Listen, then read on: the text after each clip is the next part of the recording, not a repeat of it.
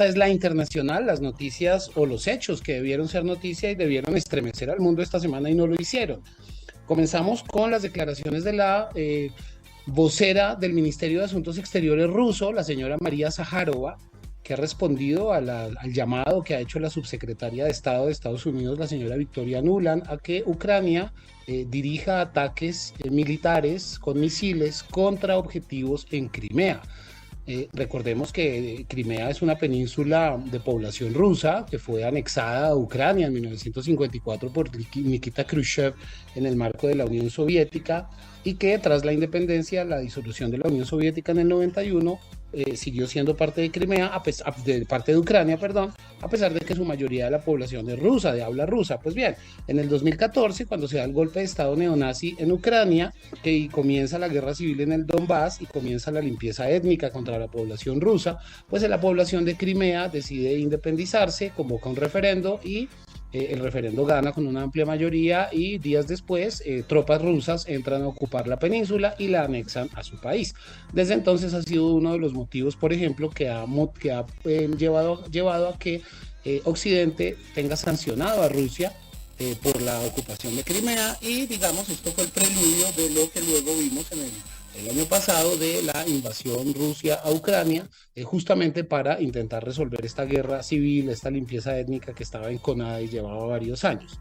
Pues bien, ahora la señora Victoria Nuland, ante las difíciles condiciones en las que el ejército ucraniano estaba resistiendo en el frente de batalla y ante el lento pero consistente avance de las tropas rusas, pues ha tenido la genial idea de que Ucrania empiece a bombardear objetivos en Crimea.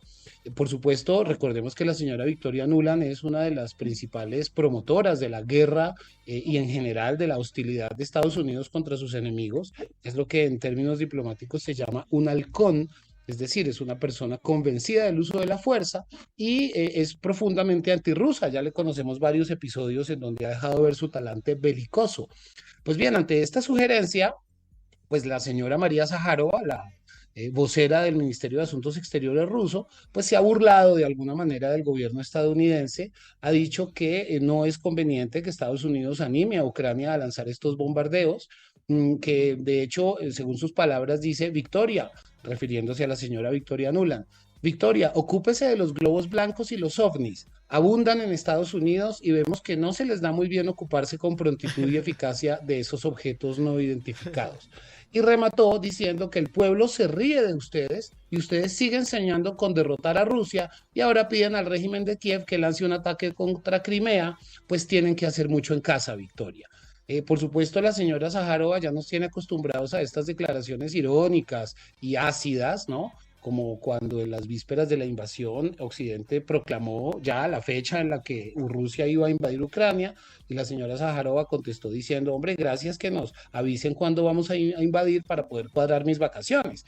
El hecho es que la señora Zaharova es una muy hábil diplomática que se sirve de este lenguaje sutil, ácido, irónico, que suele utilizarse también en el lenguaje diplomático, esta vez para burlarse de los Estados Unidos, de su obsesión con los famosos globos chinos y los ovnis, que ya los comentábamos el miércoles aquí en la Bolche Radio, no son otra cosa que una cortina de humo para tapar la filtración o la noticia que ha dado el señor Seymour Hersh, el reportero, sobre la autoría estadounidense de la voladura de los gasoductos Nord Stream 2 en septiembre pasado, y además la terrible catástrofe medioambiental que está viviendo en este momento Estados Unidos por el descarrilamiento y luego la consiguiente explosión de un tren que llevaba cloruro de vinilo, que es una sustancia profundamente tóxica y que ya prácticamente es una nube tóxica que cubre alrededor de 150 kilómetros a la redonda del lugar del choque, del descarrilamiento. Hay fuentes que sostienen que hay una lluvia ácida que puede estar contaminando las fuentes acuíferas en Estados Unidos, en el centro de Estados Unidos, y que esto puede terminar afectando en un mediano plazo a unas 20 millones de personas. Es decir, Estados Unidos se enfrenta, por un lado, a la peor catástrofe medioambiental de su historia, provocada en buena medida por la desregulación de seguridad que se le ha hecho a las empresas transportadoras de productos químicos en ferrocarril, que han hecho un lobby muy intenso para que les permitan disminuir sus condiciones de seguridad, lo cual por supuesto provocó el accidente. Y por el otro lado está encartado con esta noticia de que fue el autor de los bombardeos al Nord Stream 2, que significan una declaración de guerra a Rusia y además una declaración de guerra a Alemania, que es su aliado. Entonces, este episodio de los ovnis y de los globos chinos y de los espionajes, ¿no?, tienen a todo el mundo histérico en Estados Unidos, y la señora Zaharova le recuerda al Departamento de Estado que se ocupen de sus asuntos, que más bien se preocupen más por derribar los ovnis que por andar sugiriendo acciones como bombardear Crimea, que por supuesto llevaría a un escalamiento que es mejor, un escalamiento del conflicto que es mejor no imaginarse. La segunda noticia, o el segundo hecho que debió haber sido noticia, fueron las declaraciones del presidente de México, el señor Andrés Manuel López Obrador, que hasta estos días se le ocupa la presidencia pro tempore de la Alianza del Pacífico. Recordemos que la Alianza del Pacífico fue una iniciativa de integración regional entre Colombia, Perú, Chile y México, que surgió cuando estos cuatro países estaban bajo gobiernos de derecha, y surgió como una especie de competencia a las otras integraciones o a las otras iniciativas de integración como UNASUR, la CELAC o el propio Mercosur. El hecho es que ya pues prácticamente todos los presidentes de estos países pues ya son nuevos presidentes. Estos países han virado a la izquierda y por supuesto ya la Alianza para el Pacífico, digamos, su relevancia es mínima. Pero en cualquier caso, la presidencia pro tempore de México llega a su fin y el país que tiene el turno es Perú. Entonces Andrés Manuel López Obrador ha expresado su preocupación de que no le gustaría entregarle la presidencia pro tempore a un país como Perú, cuya presidencia está montada sobre un golpe de Estado y una represión brutal que ya lleva más de 60 muertos en las calles de nuestro país hermano. Por supuesto, esto ha abierto toda una discusión acerca de no solamente la validez de la Alianza para el Pacífico como iniciativa de integración regional, sino sobre si el gobierno de Perú es legítimo o no, y cómo se está quedando profundamente solo en el concierto latinoamericano, porque pues por supuesto creo que solamente Estados Unidos y Ecuador han expresado su solidaridad con el nuevo gobierno, mientras que los demás países se han mostrado muy críticos, algunos directamente considerando que es un gobierno ilegítimo, el caso de México o el caso de Colombia, que no ha dudado el presidente Petro de tachar de nazis los despliegues militares y policiales en las calles de Lima, lo que le ha valido además la declaración de persona non grata en el país vecino, y otros gobiernos que si bien no toman unas decisiones, unas declaraciones tan radicales, sí se muestran profundamente preocupados por la situación en el Perú. El hecho es que pues ya esta situación que la prensa peruana, la élite peruana y los medios corporativos han intentado disimular, y que miremos para otra parte para no darnos cuenta de la masacre que se está perpetrando contra el pueblo peruano, pues empiezan, digamos, como dicen, a crecérsele los enanos, ¿no? Comienza a hacer agua por todas partes este régimen, y uno de los principales indicadores es que ya la comunidad internacional no lo reconoce, al punto de que no le va a entregar la presidencia pro tempore de la Alianza para el Pacífico. Días complicados para la señora Dina Boluarte, que esperemos cómo se van desenvolviendo los hechos en nuestro país hermano del Perú. Y la última noticia, que es una triste noticia, que si bien es, digámoslo así, una noticia de farándula, pues para quienes recordamos a Bruce Willis como un actor emblemático de los años 90, protagonista de sagas como Die Hard, Duro de Matar y otras que se lo volvieron un símbolo del cine de Hollywood y sobre todo del cine de los años 90, pues su familia, su ex esposa, la también actriz Demi Moore, su actual esposa y las 5 hijas que tiene, han comunicado a la opinión pública que el actor Bruce Willis padece de una enfermedad que se denomina demencia frontotemporal. Esta es, digamos, es una demencia senil, pero temprana, que normalmente comienza antes de los 60 años, es progresiva, no tiene cura. Y por supuesto, pues esto ha sido una noticia que ha sacudido el mundo del espectáculo, porque pues Bruce Willis es un hombre joven, no tiene 60 años, es un actor que se ha destacado muchísimo en las películas, sobre todo películas de acción de los años 90, y y cuyo público lo recuerda con mucho cariño. Pues hoy la familia, las hijas, la esposa y la ex esposa de Bruce le comunican al mundo que el actor padece demencia frontotemporal. Es una enfermedad muy rara, es una enfermedad de esas que llaman huérfanas, que justamente por la escasez de sus pacientes no hay suficiente inversión en investigación científica para poder encontrar una cura. Entonces, pues nos queda desearle a Bruce una, pues unos próximos meses y años plácidos, que se rodee de su familia, expresar nuestra solidaridad con el actor. A mí particularmente me entristece porque debo decir, a mí Bruce Willis me cae muy bien, siempre me pareció muy buen actor. Y pues nada, nos anuncian ahora que padece demencia frontotemporal. DFT es la sigla de esta enfermedad, que insisto, no tiene cura, es muy poco frecuente, pero se da sobre todo en personas menores de 60 años y es una enfermedad degenerativa. Así que probablemente no volvamos a ver a Bruce en las pantallas, ni en los Oscars, ni en la vida pública. Seguramente se retirará a la privacidad de su hogar para poder estar acompañado de su familia en este padecimiento y pues desearle la mejor de las suertes, que ojalá pueda sobrellevar la enfermedad de la mejor manera posible. Un abrazo a su familia, a nuestra también muy admirada Demi Moore y, ¿por qué no?, concluir nuestra internacional de hoy con una noticia, si bien triste, pues un poco más ligera, que nos llama a la reflexión. Esa fue la internacional, los hechos que debieron ser noticia esta semana, que debieron sacudir al mundo y no lo hicieron. Fede, Bruce Willis, el famoso John McClane. Por John favor, McClane, sí señor. sí, Sí, madre. protagonista de muchas películas, Sí, El último Boy claro. Scout, El Bush, tremenda películas como la peliculón. saga de Die Hard, en fin, Ajá, ajá. muchas películas, incluso también Armageddon. muchas películas dramáticas, no solo películas de acción, pues en donde Bruce se logró desenvolver de una manera interesante, Pulp sí, es Fiction. uno de los actores queridos de Hollywood, ¿no?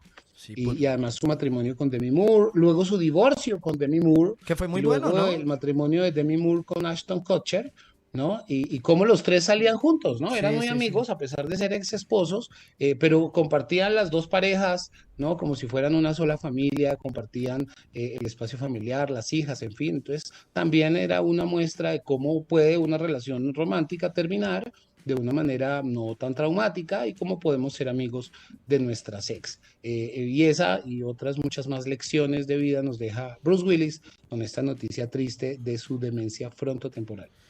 Bueno, no, esa sí me causa porque Bruce Willis, gran actor, digamos, me gusta mucho Pulp Fiction, hace parte del boxeador, ¿no? Que tiene ahí El papel en Pulp sí, Fiction es fantástico. Es Pulp Fiction. fantástico, sobre todo porque se sale de su molde de tipo duro, ¿no? Y violento, y por el contrario encarna a un boxeador perdedor, fracasado, con Enamorado, dificultades personales. enamorado, ¿Cómo? muy enamorado. Muy Sí, enamorado además, sí, pero además que no vamos a hacer spoiler de la película para invitar a nuestra audiencia a que la vea, pero apuesta contra sí mismo en la pelea, pierde la pelea y de ahí para adelante le cambia la vida, ¿no? En unas escenas que además son emblemáticas, ¿no? Con el señor Marcellus Wallace y la famosa escena de la tortura en la sí, casa de empeño, que no vamos a entrar en sí, detalles sí, sí, sí, porque esto no. es horario familiar, pero Alerta invitamos spoiler. al público a que vea Pulp Fiction y que veamos las películas de Bruce Willis de nuevo, que creo que es una bonita manera de homenajear su trabajo. Fede, yo te quería comentar algo.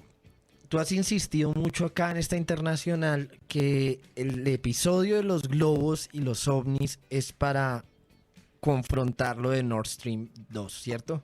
Para taparlo, sí. Para taparlo. Es tan, o sea, digamos, o sea, ¿por qué es tan grave lo de Nord Stream? O sea, si, al punto de fabricar, ¿no? Todo un, un relato de, y además acudir a la paranoia de los gringos, que es altamente, siempre es alta.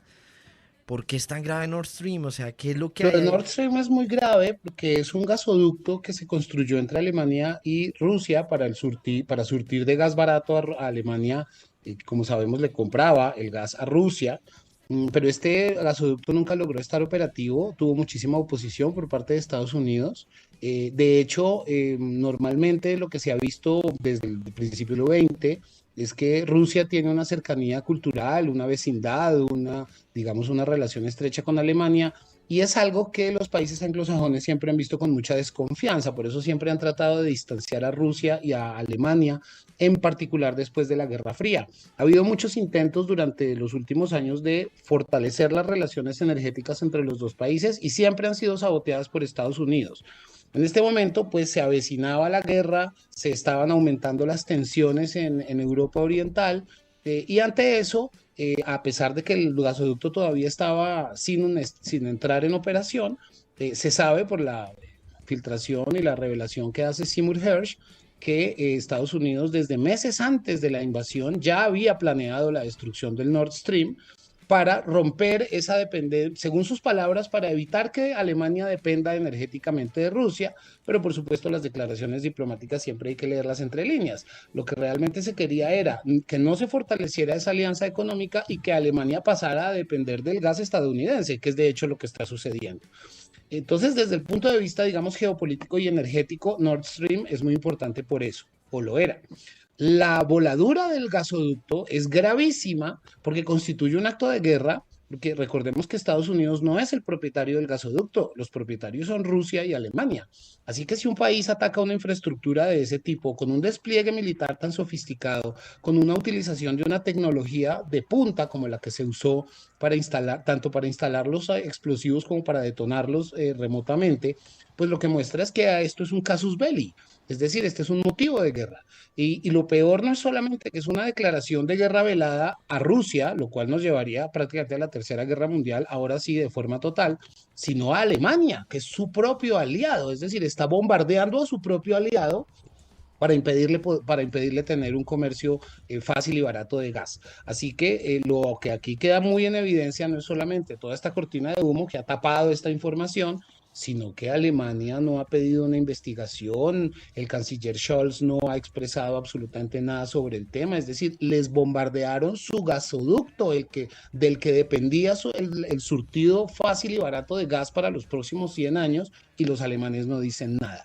Entonces esto pues evidencia de nuevo pues la abyección de la Unión Europea con los intereses de los Estados Unidos, la decisión de Estados Unidos de hacer lo que sea, de incluso pasar por encima de sus propios aliados para conseguir sus objetivos, y cómo realmente la relación con Alemania, o mejor dicho, de Alemania con los países angloparlantes, tradicionalmente ha sido tensa, por más que nos vendan que son aliados, que están en la Unión Europea, que están en la OTAN, que son parte del mismo bando.